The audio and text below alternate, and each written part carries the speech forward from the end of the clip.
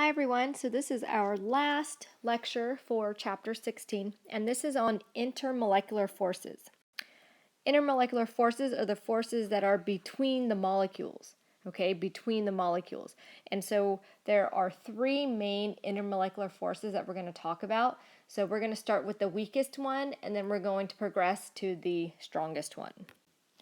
Dispersion forces are the weakest intermolecular force out of all of them that we're going to talk about, and these are for nonpolar molecules. Okay, and besides dispersion, we also call them London forces or van der Waals. So you should be familiar with all of those names for the same type of attractive force. Okay, now within the dispersion category, they can vary in strength based on their number of electrons that they have.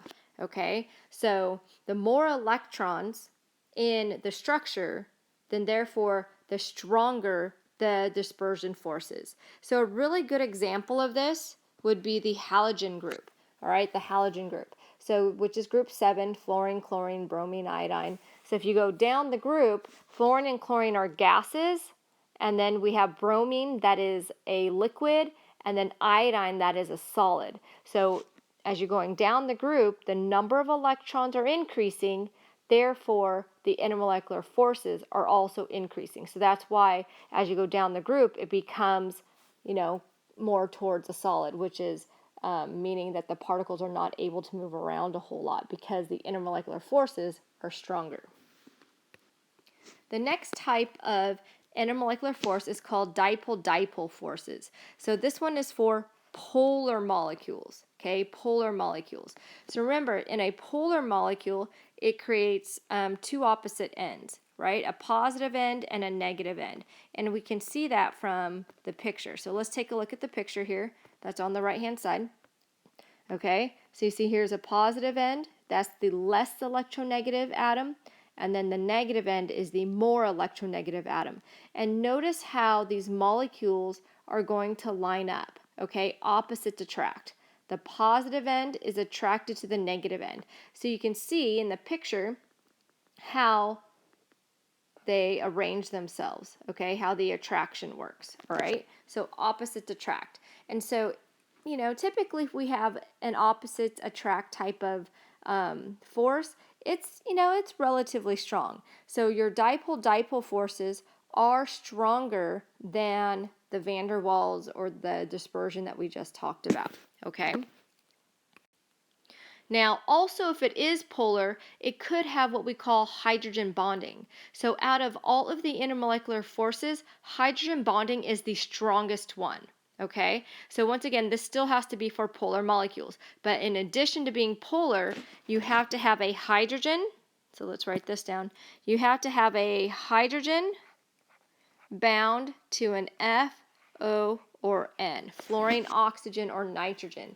So the reason why this would be a very, very strong force of attraction is because F, O, and N, those are the most electronegative atoms, and they're also very small in size. So when combined with hydrogen, which is also small in size, they can get very close to each other, making that attraction and that bond much stronger. Okay, so hydrogen bonding is the strongest intermolecular force, then dipole-dipole, and then of course your dispersion is the weakest one. So this is showing you a molecule for water. Okay, here's your water structure here. You can see the slight positive end, which is the less electronegative, and then you can see, so there's the less electronegative, and that's the more electronegative side. So notice how the water molecules are arranging themselves. Okay, so let's take a look here. So here's a water molecule, okay, and then here's a water molecule. Notice how the negative end is attracted to the positive end, right? This was the negative side, and then the hydrogen in water is the slight positive end. See, opposites attract. Okay, so you can see that here. Opposites attract, opposites attract. Okay, so that's how the molecules will arrange themselves. And once again, it's a very, very strong force of attraction. Okay, so let's see if you can identify which of these molecules have hydrogen bonding. All right, so take, 30 seconds to look at these and identify if they have hydrogen bonding or not. All right, and there could be more than one answer. All right, so I'll give you some time to think about that, and then we'll go through your answer choices. So let's see, CH4.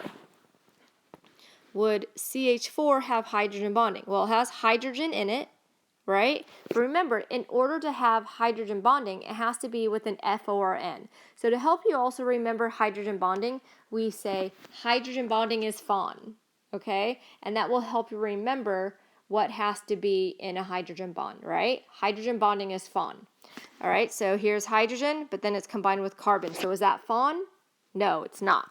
Okay, so not this one. All right, NH3. So you have nitrogen and you have hydrogen, right? So is that FON? Yes, it is. All right, so NH3 would have hydrogen bonding. Then we go through the next one, CF4. Well, there's fluorine, right? But is there a hydrogen in that molecule? No, there's not. So cannot have that one. And then let's take a look at the last one, HF. So hydrogen's there, and then combined with fluorine. So ask yourself, is that FON? Yes, it is. Okay, so those are your two molecules that will have hydrogen bonding.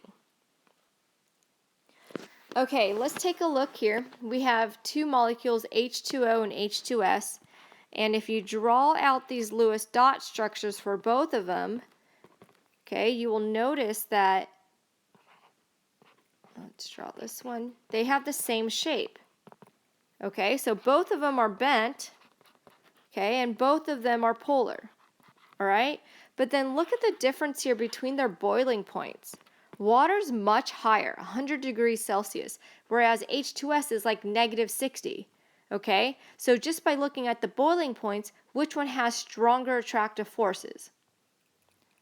Well, that would be that one right there, right? The water. The water has stronger attractive forces. So what does the water have that the H2S doesn't? So let's think about that for a second. All right, they have the same shape. They're both polar. All right, so now let's go and think about what intermolecular forces they have. So water. What type of intermolecular force would water have?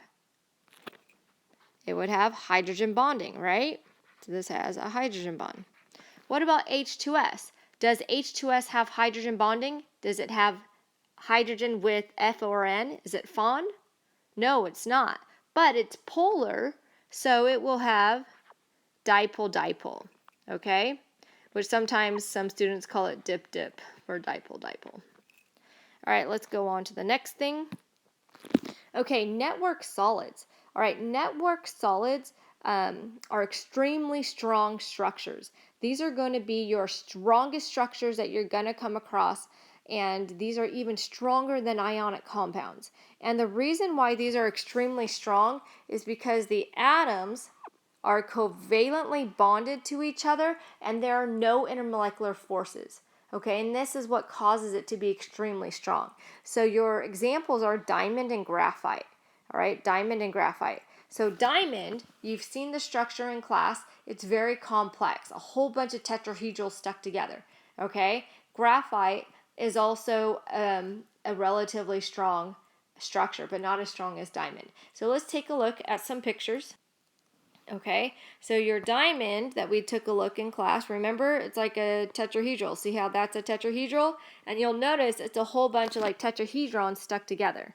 All right, so it's made out of all carbon atoms. Graphite, which is right here, is also made out of all carbon atoms. But you can tell that the structure is very different than diamond. So you have these lie flat in a plane. They're kind of like sheets of paper, okay? So between each of the carbon atoms, there are no intermolecular forces, but there are some weak intermolecular forces between the layers, okay? So graphite's a little softer. Graphite is typically what is found in your, to be used as your pencil leads and stuff, so it is a little bit softer. Diamond, we know, is a very hard and strong structure. Another type of network solid would be a silicon oxide type of compound, all right? And for an example, quartz. Quartz is a silicon oxide type of compound, and quartz is one of the hardest minerals that exist. So this is an example also of a network solid. Once again, all of the atoms are covalently bonded to each other, which makes it extremely strong. Okay, so networks, once again, are the strongest type of structures out of everything that we've learned so far. Okay, so here we have three different types of solids. We have what is called an atomic solid. Okay, diamond is considered an atomic solid because there are atoms here, and these are called lattice points at each point. Where a ball is called a lattice point. So those are all atoms. Okay, this next one is an ionic solid, right? Because there's ions at each lattice point. And then over here, okay, so this is ice. And here is what we call a molecular solid because water is a molecular compound and we have molecules, right, the whole entire water molecule at each lattice point. So what I want you to do here is I want you to rank these in strength, okay? I want you to give the number one ranking to the strongest structure, and then the weakest one would get a number 3. All right, so go ahead and take a couple seconds and rank them. So the number 1 is going to be the strongest one. Number 3 would be the weakest one. Okay, so out of all of these solids, which one did you rank as the strongest one? The strongest one would be diamond. Diamond gets the number 1 ranking, okay? That is the strongest structure out of all of them. So don't forget, diamond is a network solid, and those are the strongest types of compounds that we have talked about so far. Okay, so then what's going to be next? What's going to get the number 2 ranking? So which one is kind of in the middle? Sodium chloride or ice? The number 2 ranking is going to go to sodium chloride. This is an ionic compound. Ionic compounds are relatively strong. Remember, we learned in chapter 15 that ionic compounds have high melting and high boiling points. Okay, the weakest one out of all of them would be your ice. Okay, yes, it has hydrogen bonding, which is the strongest intermolecular force, but this is a covalent compound. Okay, so covalent compounds are relatively weak compared to everything else. But within the covalent category, they can vary in strength. Okay, so remember, hydrogen bonding is the strongest one in the covalent category, then dipole-dipole, and then the weakest one would be your dispersion forces. Okay, that is everything for chapter 16. You do need to know intermolecular forces, and that would be another thing you would need to be able to identify when you're drawing your Lewis dot structures.